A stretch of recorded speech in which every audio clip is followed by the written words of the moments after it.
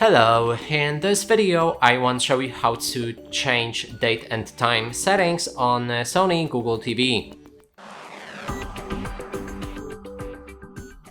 To do this, first you will need to click on the gear icon on your remote, navigate to all settings, then scroll down and look for the system, enter it, then scroll down to date and time. Right here we can activate automatic date and time settings. When they are activated, it will automatically adjust the time based on your network.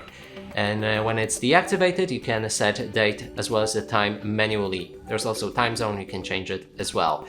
And regarding those settings, let's activate automatic date and time to avoid any network problems and scroll down to use 24 hours format.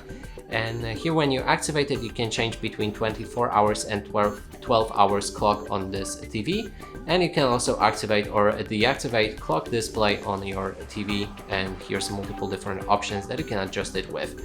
And that's it for this video. Hope you like it. Please consider subscribing to our channel, leave a like and a comment below.